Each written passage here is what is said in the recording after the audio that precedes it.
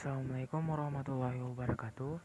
Perkenalkan, nama saya Herul dengan NIM 2022020 3870230007, Kampus Institut Agama Islam Negeri Parepare, Fakultas Usuluddin Adab dan Dakwah, Prodi Manajemen Dakwah. Di video ini saya akan mempresentasikan sebuah materi yang berjudul macam-macam pendekatan, model, dan metode dakwah. Untuk mempersingkat waktu, saya akan menjelaskan tentang apa itu metode dakwah. Metode dakwah terbagi menjadi dua kata, yaitu metode dan dakwah. Metode berasal dari kata Yunani, yaitu methodus, yang berarti cara atau jalan. Kata metode jika diartikan ke dalam bahasa Indonesia memiliki arti sebuah cara yang ditentukan secara jelas untuk mencapai dan menyelesaikan suatu tujuan.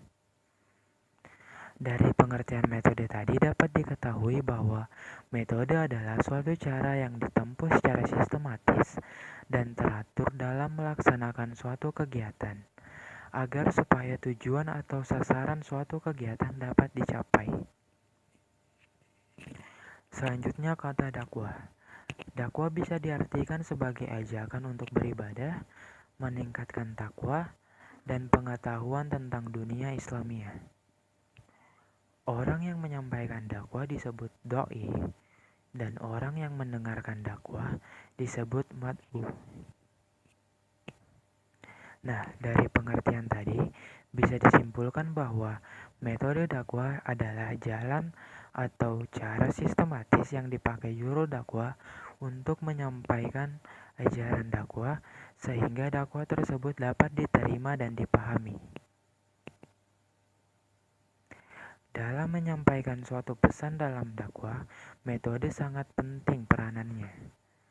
Suatu pesan walaupun secara substansi baik, tetapi jika disampaikan dengan metode yang tidak tepat, maksud dan tujuan disampaikannya pesan tersebut bisa saja tidak tercapai. Mungkin bahkan bisa sampai ditolak oleh si penerima pesan. Oleh karena itu, kejelian dan kebijakan dai dalam memilih berbagai metode sangat berpengaruh bagi kelancaran kegiatan dakwah tersebut. Setelah memahami tentang metodologi dakwah, kita akan masuk ke pembahasan pendekatan dakwah. Dalam pelaksanaan unsur-unsur dakwah harus menggunakan pendekatan yang tepat, yaitu menentukan strategi dan langkah-langkah untuk mencapai tujuan dakwah. Penentuan pendekatan dakwah didasarkan atas kondisi mad'u dan suasana yang melingkupinya. Contoh, dalam masyarakat yang terhimpit ekonomi, pendekatan ekonomi atau penyampaian pesan dakwah yang berkaitan dengan ekonomi akan menjadi lebih tepat untuk disampaikan. Atau dengan kata lain, saat seorang dai ingin berdakwah, haruslah ia terlebih dahulu memerhatikan latar belakang mad'unya. Kemudian, menggunakan bahasa yang mudah dimengerti serta apa yang ingin disampaikannya haruslah sesuai dengan apa yang dibutuhkan oleh mad'unya. Pendekatan-pendekatan dakwah ini ada berbagai macam. Bisa melalui pendekatan kebudayaan, pendekatan pendidikan, pendekatan psikologis, dan sebagainya.